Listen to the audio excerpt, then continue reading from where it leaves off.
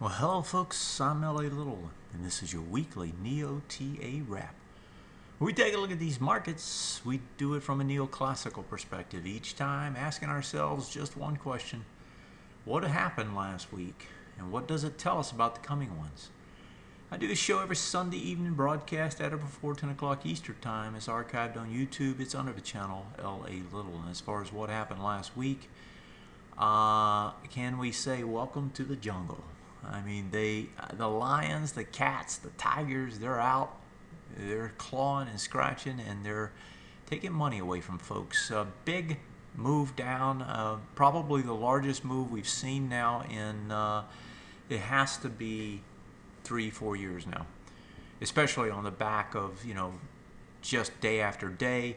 We're probably going to get some follow through in the morning, and then we'll see where she wants to go. But big moves down, six almost 7% on the NASDAQ. Even the Russell, which held up the quote-unquote best, was down almost 5%. So big losses, negative on the year. All that money that people had made simply taken away, and that's the way the markets work. Let's take a look at the closing quotes and charts. We'll start here with the S&P 500. And when we look at the S&P, we essentially saw, we saw a lot of stuff happen. But one was this range, right? There had been a range in effect for some period of time. That range was decisively broken, and now it's moving down here to try to, finish it off in terms of a projection. So a range trade breakout. When it breaks out, all hell breaks loose because it breaks multiple swing points on the break. You can see them here on the short-term time frame. Here's your extension down into this area is where it's heading, and if we put it up on the weekly time frame, you can see exchanges, or actually the swing points there, and we'll draw it back in here so we can see it on this time frame, and draw it down, and so it looks to extend about that far. And then when you take and look at what else broke, you broke a swing point here, broke a swing point there, broke a swing point here. And I think we broke this swing point as well. Let me validate that. I know we got close. 72.56. Yeah, broke it too. So you broke 4 swing points on the intermediate term time frame. I don't even know when was the last time I saw that happen. It's been so long ago.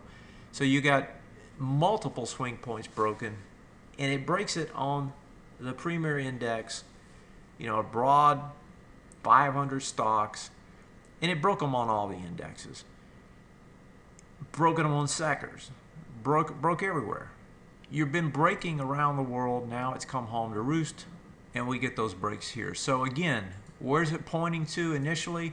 Well, the range extension, right? If you take this range, the bottom and the top up here, right, and extend it down, it measures somewhere into this price point, about 45 or so. Now you've got the 19, what is it, about 1910 probably was that big October hammer reversal, 1912. That's an obvious place that this is a go-to trade at some point. In other words, when you get this kind of damage, you're probably not going to just, go straight back up. Now, we have seen that before, and we don't have to go back too far to see that kind of action, right? So maybe, just maybe, you get this extension, and then you go up and do this thing again. That's a long shot. It was a long shot back here and it worked, right? It's an even longer shot now because it's a different structure at this point. But nevertheless, I'm sure there are some people that be looking for some sort of V-shaped recovery and rally. Go-to price point, if we continue down, is this October's lows high about 1912. Let's move to some of the other indexes. Let's go to the NASDAQ. So if we pull up the NASDAQ, right, you can see the same sort of extension to the downside. Pull it back here, breaks of swing point lows, range extension to the downside, targeting this set of swing point lows. Now the stronger indexes are going to target these sets of lows. The middle tier indexes target those, and then potentially the swing point highs. The weakest ones targeting down here, the swing point low.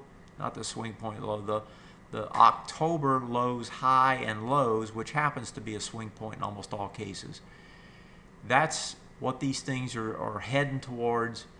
You know, whether they get there immediately, whether they get a bounce first, you know, whatever the case may be, that's the scenario that they're playing out to. If we go to the Russell, you can see the extension here, not quite as bad. If you look at it on a weekly, it had already came into those swing point lows that we talked about the others are targeting. And then, of course, that October low back here if it really continues on down. So right across the board, oh, and the Dow. Now, the Dow was the leader on the way down. The Dow had broken, never could lift. The Dow has taken this out and is into those October lows, the highs of the October lows already. If we get another bar extension down, it's going to be targeting the lows. And again, this is the weakest of the indexes right now. That's 15,855. If we move over to the world indexes, it doesn't get any better. This is the CAX. The CAX is coming after the swing point low. Now, it doesn't quite have the volume yet. We'll see if it does this week. That's 4,600. Looks like it's going to try to get into it. And these stocks in Europe, because they had that big QE push, they're coming back in to do a retest, regenerate on the breakout. That retest, regenerate has a high probability of actually seeing it bought. It may not happen at the top, it may happen at the bottom, but it has a high probability of being bought into that zone, at least for a sideways to higher bounce, if nothing more. And so that's the weekly on the CAX. If we look at the DAX, you know, the DAX has been weaker, pull it back. It's already coming into that area, and that area is a little bit farther down. Now, it's a little different because it already had been tested. And so what I'm talking about on the DAX here is this one's not as strong as the CAX, but since the CAX hasn't been tested, I suspect the DAX will hold as well, but it will almost certainly hold at the bottom, not the top. That price point on the DAX is about 9,588. But again, the ranges that were in effect were broken. They've been broken to the downside now. They're extending. They're coming back into swing point highs, retest, regens, bullish. Asia. I'm going to look at the strongest one first, which is Japan. Japan's back into the big bar that left volume. It's coming back to test it. I suspect it will test the lows. That low is 19,115. That's where the volume is. You've got swing point lows that are breaking on the way. You just broke one. That was this one. There's another one here and then that one. If those all break, then you have to start thinking back to the October, November time period again as a potential next support if they can't hold up here. That's the strongest one. If we go and look at some of the weaker ones, like let's just take Taiwan. Taiwan, down more than 20%. It's already in a bear market. Singapore, already in a bear market. Indonesia, bear market. Here's Shanghai. This is already in a bear market as well and threatening to try to take out the lows again. Here it is on a weekly. You know, this is kind of a key area. This also, again, this was the breakout. So this is the bullish retest regen. It already tested it once. This will be the second time. That brings its probabilities of holding down into the 55-60% range probably. If we look at Hong Kong, right? Hong Kong has already broken. They broke on Friday. Bring them over here. They've gone under the big bar. Remember that big spike down? Well, folks, when you leave that much volume, it doesn't usually stand. It doesn't have to take it out immediately, but usually it will come back and take it. Breaks trend transitions, breaks swing point lows, multiple swing point lows. And if you put this on a monthly, you can see it's coming back after a swing point low on a monthly that doesn't have the volume for that one. It is testing it right now. World markets in turmoil. Shanghai got it all started, Beijing, when they allowed that currency devaluation. There's some reasons for that, right? It's capital flight and so forth. You know, current accounts. It always is a trade-off in the way you play it as a government. You know, do you want money leaving the country? Do you want to devalue and have a chance of, you know, stemming some of that? It's always a trade-off. Countries look out for themselves just like people do, just like corporations do. And yeah, there's a vested interest in having harmonious relationships, some enlightened self-interest. But when push comes to shove, it's all about me. And that's what countries do, that's what corporations do, that's what people do. And it's no different here, and that's what you're going to see to some extent. You know, if the proverbial stuff hits the fan, that's what you're going to see happen, right? Those countries are going to do whatever's in their best interest. And that best interest isn't always what's best for everybody. So when we come back here, I'm going to talk about what I expect this week to do, look at a few more things, and then we'll call it a night. I'll be right back. If you are serious about trading, TA Today's Tools is the perfect service to help you reach your trading goals.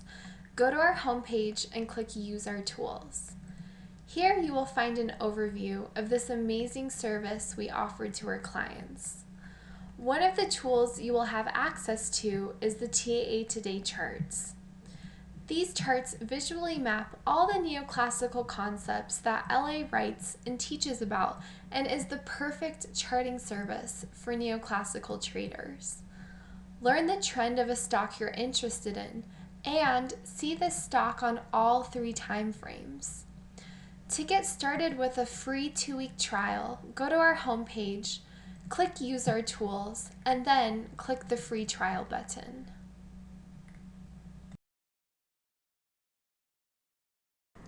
So as we come back here, I want to call your attention to the trends, right? The qualified trends. There's a table here on TA Today that you can access. You know, if you're registered, you can get to it. And it essentially has the short, the intermediate, and the long-term time frames. And it has them across the indexes here, right? And also the major sectors. This index, or this table, every short-term trend, except for the utilities now, is bearish. And almost all of them are confirmed. In other words, you have breaks with volume to the downside on the short-term time frame. And most of them are reconfirmations of bearish trends, not just bearish trend transitions. In other words, they were already bearish, and now they're even more bearish. If you move over to this time frame, the intermediate term time frame, before this past week, you only had one of these, which was the Dow, that was anything but bullish. Now you started to break them all down. They're all going bearish. And then down here you had about 3 or 4 that were something beside bullish. You had about 4 or 5, I think, that were bullish. Now almost everyone is bearish. You have 4 sideways. I think there's 4, 1, 2, 3, 3 sideways, the rest bearish. And those that are sideways are on the verge of going bearish as well. Trend transitions, as I've said many times before, right, they go from left to right. First it's the stocks, and I've been talking about how the stocks are terrible, right? Something like 38 to 40% are below the October lows of last year already prior to this week. Now you have even more and even farther down. Stocks go bad first. If they stay bad long enough, the short term, intermediate term goes bad. And that's what we just saw. If this stays bad long enough, the long-term time frame goes bad. So the transition is from left to right, short to intermediate to long-term, and it has to do with how you go from a bullish to a bearish market, or in the case of a bearish market, back to a bullish, right? They would all be bearish, they start turning. And so if you want to see what's happening, just pay attention to the qualified trends. It will give you a fairly good feel for what's taking place. And right now, they're all bullish on this time frame. If it stays negative long enough, some of these will start to turn. And once you get 2 or 3 of them, you pretty much usually get all of them. So something for you to watch. Going back to the charts. All right. If I think about where we're heading next, let's just take the short-term S&P 500 to begin with and realize that any kind of a bounce up, right, is going to run into resistance back into this area. And if it makes it over that area, right, this area up here is almost, impossible to get over. If it does, then we've probably got the start of another march higher. So that's kind of the longer term thought. If you think about the immediate bounce though, even if it came from these levels, you had such a downdraft on Friday that you can only expect, 30, 40, 50% of this one to be bounced without some sort of a return and some sort of a test of those lows from Friday. So if you get an immediate bounce, expect it to get rolled over and some sort of a test to take place. And then if it holds, right, then you can actually get something that can take you higher. So that's usually the way these things play out. Now what could happen is that this thing could just keep going. Now that's not the odds-on case, but it is a possibility. In other words, there's enough damage, there was enough stops set up, and enough people with their fingers on the trigger that now they're just blowing things out. And so rather than stop here, they just go all the way down to this area, right? This swing point low, that high of the lows, swing point, excuse me, and they just blow them out farther. We're at roughly 1970, that would take you down another 75 points, into that high. Actually, it's not quite that much. It was 1912, I think, so it's about 60. So another 60 points down. That's pretty damaging. I mean, that's going to shake a few people's psyches. If it comes straight away, it's going to probably be a very nice buy down there, right? Because if you come straight away, you don't get any kind of relief, and you come into an area which should be significant on the buy side, and that's what this green is telling you, that gives you an ideal spot to put some money to work without a whole lot of risk. And so if you're wanting, if you got lighter and didn't take this down draft and just get hammered, and believe me, I've said it enough over the last 2 or 3 weeks, I would hope there's some of you that have done that, positioned yourself properly, then that's the opportunity, right, to do something. Right now, you have to see if something sets up to allow you to trade this first bounce if you want to trade the bounce. Now, if you're short or wanting to be short, the short is the bounce. If you get the bounce, you can short. The idea is that you short back into the retest regen on the bearish side. It shouldn't get over this area, so if you do get the bounce up to there, a good chance that you set up some sort of an ABCD structure now to take this down into this area. So either way it plays out, that's the scenario, and that's what you should be looking at. I think you have to change, if you haven't already, your concept of a bull market to a more questionable concept of maybe it's still bull market, or maybe, just maybe, what we saw over the last 6 months was distribution, right?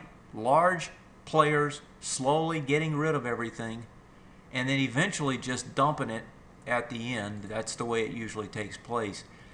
If that is the case, you got a lot of people underwater. Anybody that's bought above here, if we don't get a bounce, they're all underwater. That's going to make for a huge set of resistance on the way back up because all of those folks just want to get out for even. That's always the case, isn't it? Hey, thanks for joining me. It's going to be a tough week. Hopefully you're positioned properly, ready to pounce and make some money. And if in fact this market does give us some good entries or maybe even great entries, be there and be ready. I know I will. Have a good one. Take care. I'll see you next time. Good night.